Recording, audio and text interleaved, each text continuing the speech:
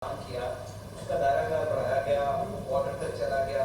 क्या वजह है कि अज़्म इस्तेहकाम ऑपरेशन होने के बावजूद तमाम पॉलिटिकल पार्टीज एक पेज पे होने के बावजूद कोयटा के अंदर जो ये बेदरपे वाक़यात हुए हैं, आप समझते हैं कि कहीं ना कहीं पे कुछ ना कुछ फेलियर है, उसको ठीक करने के लिए तमाम पॉलिटिकल पार्टीज को बैठ कर एक दफ़ा फिर यूनानिमसली डिसाइड करना चाहिए कि इन दहशतगर्दों के खिलाफ अज़्म इस्तेहकाम जैसे बड़ा ऑपरेशन कोयटा के अंदर लॉन्च किया जाए। मेरा ख्याल है कि पॉलिटिकल लीडरशिप अगले दिनों में प्लान कर रही है, बैठ भी रही है, ऑलरेडी इसके ऊपर काम भी हो रहा है और इसका पॉलिटिकल सोल्यूशन के साथ साथ तो दहशतगर्दों का वैसे बंदोबस्त करना है, दोनों चीज़ों के ऊपर बात हो रही है और आपको जल्द उसके ऊपर चीज़ें मिलेंगी इंशाल्लाह ताला।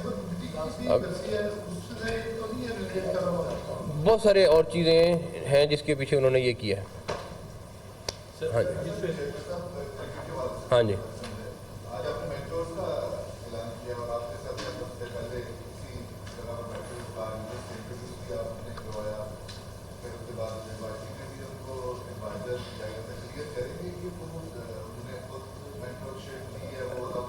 नहीं, मैं आपको बताता हूँ, इसमें ऐसा है कि वकार यूनुस साहब ने हमें पिछले 3-4 हफ्ते से असिस्ट किया। एक हमारे पास बहुत अच्छा नाम और बहुत ज़बरदस्त क्रिकेटर है जो हमारे साथ ऑन बोर्ड हुए।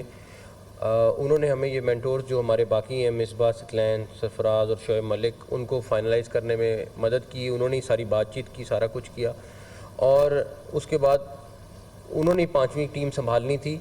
तो शुरू के दिनों में उन्होंने हमें जो 3-4 हफ्ते थे इस सारी की सारी एक्सरसाइज में उनके साथ बातचीत करना, उनको कन्विंस करना, उनको ऑन बोर्ड करना लेके आए हैं और अब वो ख़ुद भी एक टीम संभालेंगे और बाकी 4 लोग संभालेंगे।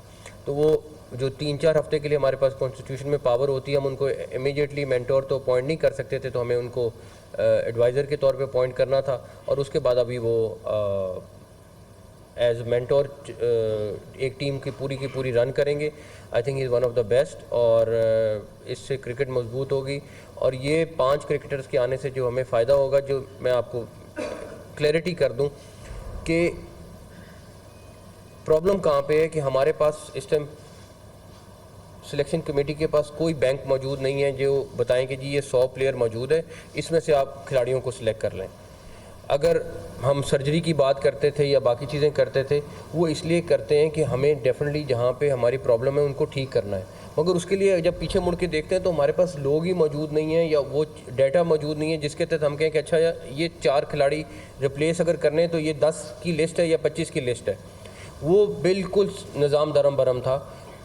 ये चैम्पियंस कप जो हो रहा है इसके में हमारे पास टैलेंट बहुत अच्छा आएगा, हमारे पास रिकॉर्ड मौजूद होगा, उसके बाद जिसको जिस तरह करना होगा हम कर लेंगे। सर्जरी का मसला ये कि आपके पास सारे टूल मौजूद होने चाहिए, सारी चीज़ मौजूद होनी चाहिए।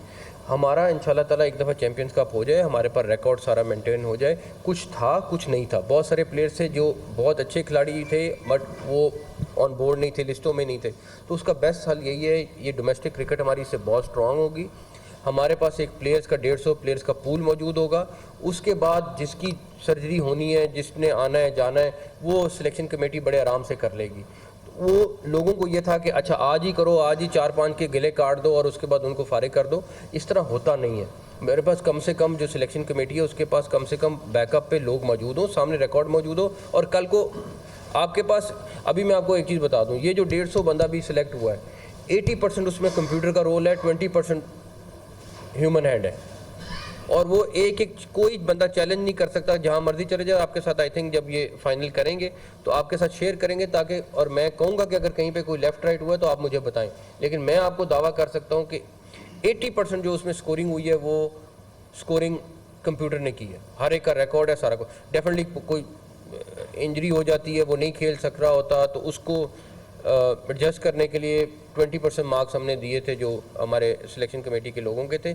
तो ऐसे लोगों के गले नहीं काटे जाते, डेफिनेटली बैकअप भी होगा और उससे अच्छा बंदा लाएंगे तो आप कल को उससे बुरा बंदा आ गया तो वही खटक ने कहना है कि ये आपने तो उससे भी बुरा बंदा ले आए। तो इसलिए उससे बेहतर लाएंगे इंशाल्लाह ताला। आपके पास रिकॉर्ड होगा, आप और हम इकट्ठे कह रहे होंगे कि यार ये खिलाड़ी अच्छा, इसकी जगह अब बन रही है, वो आपको चैंपियंस कप के बाद नजर आ जाएगी इंशाल्लाह। हैं जी? नहीं, वो आपको बता रहा हूँ ना, वो लाए उनको एडवाइज़र थे ताकि हमारा वो सारा का सारा असिस्ट कर दें, हेल्प कर दें। जी कादिर याकूब साहब पाकिस्तान हारा है 10 हुई है बांग्लादेश से और होम ग्राउंड पर बांग्लादेश को हम शिकस्त नहीं दे सके। हम लोगों ने असेसमेंट क्लोज कर दिए, पिच नहीं सही बनी, क्यूरेटर भी हमने इम्पोर्ट किए। सर्जरी का बार बार लोग पूछते हैं कि आप जो सर्जरी होनी थी वो कब होनी है। अभी तो बताया सर्जरी का। अभी पाकिस्तान टीम की जो परफॉर्मेंस है उस पर क्या कहते हैं? देखिए बात ये है कि हमारे पास बैकअप पे प्लेयर्स आते हैं। चैंपियंस कप ख़त्म हो जाएगा सितंबर के एंड में ख़त्म हो जाएगा। आपके पास, हमारे पास, सबके पास रिकॉर्ड मौजूद होगा जो मेरिट पे होगा, और जो वहाँ मेरिट पे नहीं है वो मेरिट का मतलब है कि जो अब खेल नहीं रहा सही, अब सही परफॉर्म नहीं कर पा रहा, वो वहाँ से रिप्लेस होगा बड़े आराम से, ताकि आपके सामने भी होगा। मेरी ख्वाहिश नहीं होनी चाहिए, XYZ की ख्वाहिश नहीं होनी चाहिए, ABC की ख्वाहिश नहीं होनी चाहिए। वो चैंपियंस कप में जिस चीज़ की परफॉर्मेंस होगी सारा कुछ होगा, पुराना रिकॉर्ड भी होगा और नया रिकॉर्ड भी होगा, तो दोनों चीज़ें होंगी। प्लस जहाँ तक रही बात बांग्लादेश से हारने की, बिल्कुल मैं समझता हूँ मायूस कुन नहीं, बहुत मायूस कुन है। लेकिन अब सिलेक्शन कमेटी ने तो 17 खिलाड़ी दे दिए थे। अब अगर कोच और कैप्टन नहीं खिला रहे, ये तो उनका फैसला है, उसके ऊपर मैं नहीं कुछ कहना चाहता, वो उनका है। किसी ने पिच के ऊपर थोड़ा सा उंगली उठाई, सारा कुछ किया। पिच के ऊपर भी मैंने रिपोर्ट मांगी है, वो भी मेरे ख्याल में कल तक आ जाएगी कि उसमें कितनी हकीकत है कितनी नहीं है, कि कहाँ तक गई क्या नहीं हुआ। लेकिन जहाँ तक रही बात कि सिलेक्शन कमेटी ने अपने खिलाड़ी, स्पिनर भी, बॉलर्स भी, बैट्समैन भी, सारा अपने हिसाब से उनको हैंड ओवर कर दिया था। आगे उनका फैसला था। ठीक है, उनसे कोई स्ट्रेटजी में अगर गलती हुई है तो एक अलग चीज़ है, बट हाँ शिकस्त हुई है और हमें उसको तस्लीम करना है और देखना है कि आगे इसको रिपीट ना हो। एक सेकंड सर, वो क्वेश्चन के नाम से चल प्लीज याकूब साहब।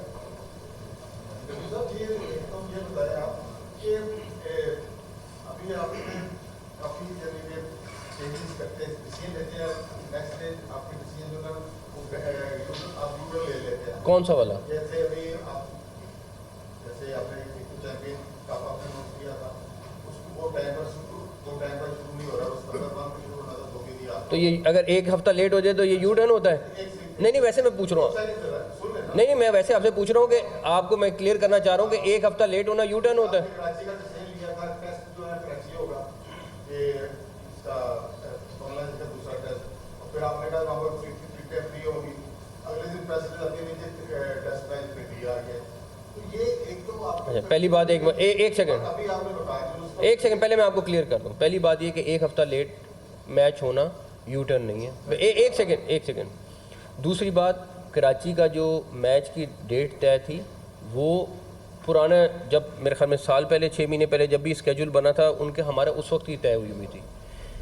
कंस्ट्रक्शन इस टाइम हमारे लिए टॉप प्रायोरिटी है। सिक्योरिटी, वहाँ की जो कराची की सिक्योरिटी, उन्होंने इजाज़त नहीं दी कि कंस्ट्रक्शन भी हो साथ साथ और मैच भी हो। हम उसमें डिले नहीं कर सकते, हमारा सब कुछ स्टेक पे है। फैसला मैंने नहीं किया था कराची मैच का, पहले का फैसला हुआ था, उसको मैंने फैसले को चेंज किया और हमने सबके साथ कंसल्टेशन से उसको पिंडी मूव किया। उसमें कोई यू टर्न नहीं है, कोई दूसरी बात नहीं है। तो एनीवेज, बट